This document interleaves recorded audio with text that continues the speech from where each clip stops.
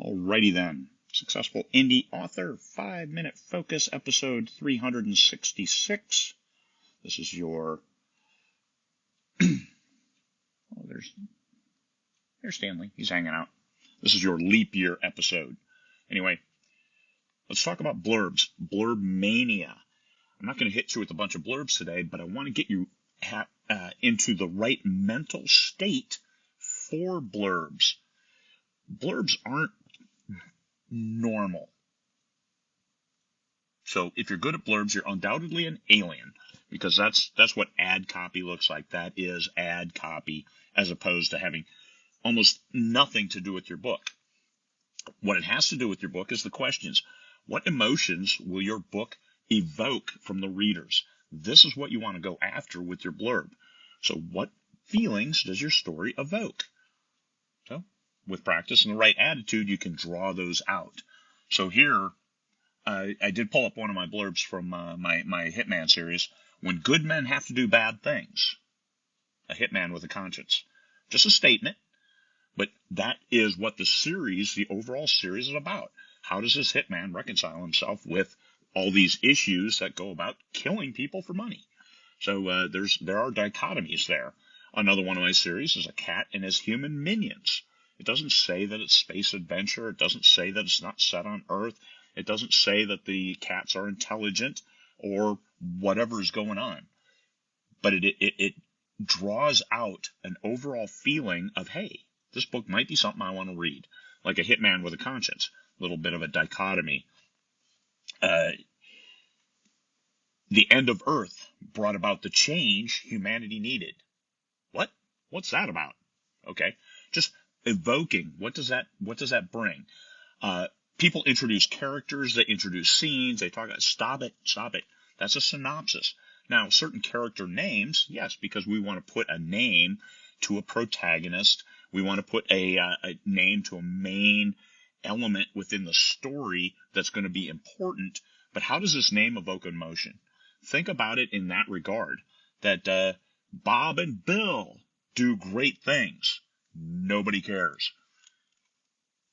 Great things happen because Earth ended. What?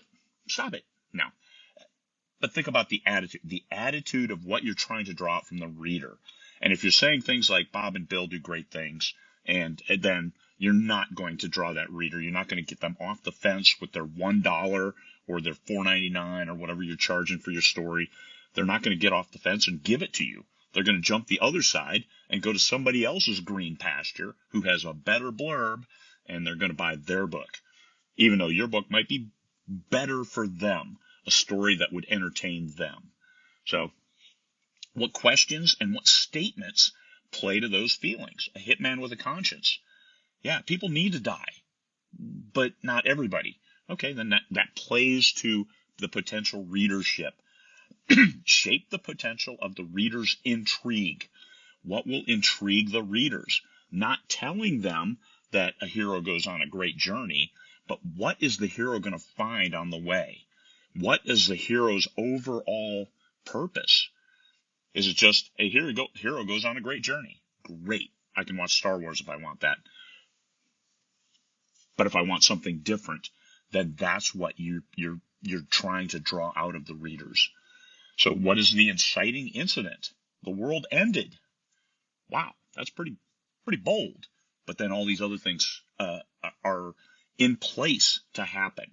Saying they happened, well, then you're taking away any kind of drama that you're trying to create, any kind of revelations within the story. Yeah, don't do that. Do not resolve the conflict in the blurb.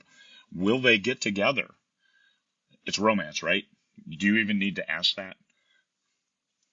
Okay, whatever trips your trigger, but HEA means they're getting together, so don't need to ask that. But what is the conflict along the way? What are the feelings that the readers are going to feel on this journey? You don't need to tell them it's the journey. You don't need to tell them there's an HEA. You need to give them what are they going to feel on this trip. Draw out all the feels. By all that's holy, this is not a synopsis. That's the attitude you need to have. Add copy. Ask questions. Look for evoking emotions. What kind of emotions you're going to evoke in your book. That's what you want to trigger with your blurb, just enough to let them know that this book is a little different. You don't need to tell them it's a hero's journey. Tell them what they're going to feel on this trip, on this journey that they're going to take with your main character. Sure, name them or not. You don't need to throw in a bunch of different names and describe your whole world. Stop it. That nobody wants to read that in the blurb. They want to read it in the book once you get them in there. Once they're emotionally committed, because you've written a great first page, you've written a great first chapter, and now they're hooked. That's the win. They read through the end. First chapter sells this book. The last chapter sells the next book. Keep that in mind as you're writing your story. And your blurb goes to that without telling them what happens in the last chapter. They got to read to get there. All right? The right attitude to write a blurb. Peace, fellow humans.